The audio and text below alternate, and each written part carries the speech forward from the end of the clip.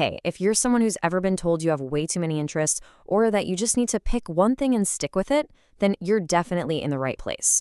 We're about to explore why that huge collection of passions you have, well, it might just be your biggest superpower in the world we live in today.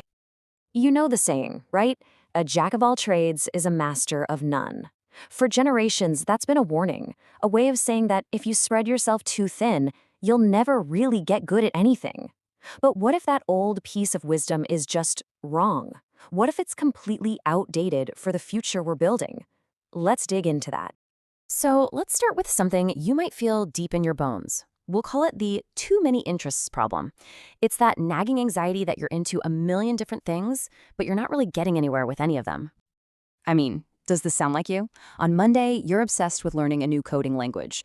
By Wednesday, you're watching videos on how to bake the perfect sourdough, and then the weekend hits and you're suddenly deep into a documentary about marine biology. It can feel kind of chaotic, right? Almost like you're just collecting hobbies instead of building a real skill. And of course, that's when you hear the classic advice, you just need to focus. Now, this advice usually comes from a good place. It's based on a really old industrial age model of success. But for some of us, it just doesn't feel right. It's like being told to pick your single favorite note when what you really love is the entire symphony.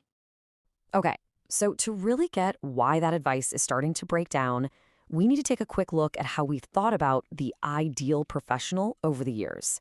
It really comes down to two classic shapes, the I and the T. First up, you've got the I-shaped person. Just picture the letter I. It's one deep vertical line.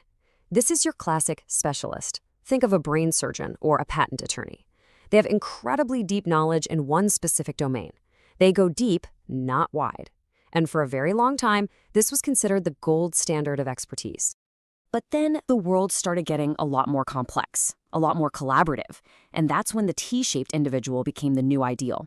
So you still have that deep vertical expertise, the I part. But now you add a horizontal bar on top. That represents a broad, general knowledge across many different areas, which helps you work with people from totally different fields. And let me tell you, this was a huge evolution. We went from valuing only that super deep, narrow focus to valuing depth plus a wide collaborative reach. The T-shape was a really big step forward. But the evolution didn't stop there. Because here's the thing. In the world we live in now, with its dizzying pace of change and its incredibly tangled problems, even being T-shaped sometimes isn't enough. The challenges we're up against require something more.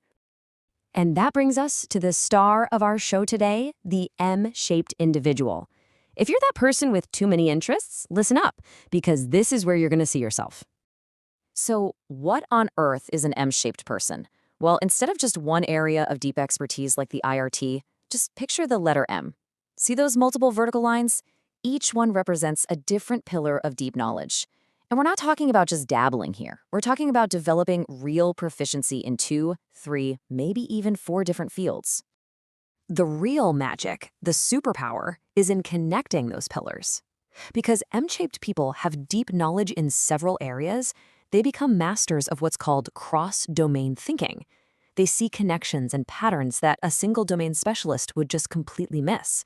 This makes them unbelievably adaptable and gives them a totally unique, almost creative approach to solving problems. Okay, so that's the what. It sounds cool, right? But now let's get to the why. Why is being M-shaped so incredibly important for where we're headed? Here's the bottom line. The biggest, hairiest problems in the world today don't live in a neat little box. Think about something like climate change. You can't solve that with just science. You need economics, you need politics, you need engineering, you need human psychology. The M-shaped person is the one who can stand in the middle of all that and act as a translator, connecting the dots. That is a true superpower. This is exactly where breakthrough innovation comes from. It happens at the intersections. Imagine a graphic designer who also has a deep understanding of neuroscience. They could create user experiences that are not just beautiful, but are literally wired to how our brains work. They are perfectly built to solve the kind of complex problems that no single specialist could ever tackle alone. So this is all fascinating, but what does it actually mean for you? Especially if you've always been the one feeling scattered and unfocused. Well, it's time for a major reframe. I really want this to sink in. All those hobbies you've collected, those random career paths you've explored, that relentless curiosity that pulls you in a million directions, that is not a weakness.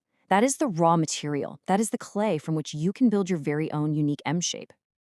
So, how do you actually start building it on purpose? Well, it's pretty simple.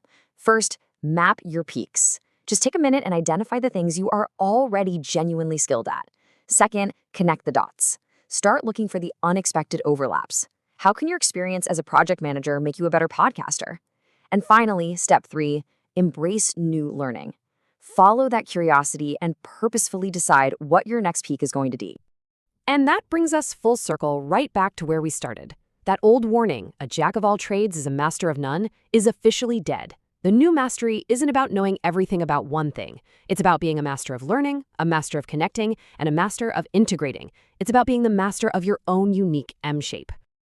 So I'll leave you with this question. Instead of looking at your varied interests as a mess, look at them as a blueprint. What are the peaks you've already built? And more importantly, what incredible new peak are you going to build next?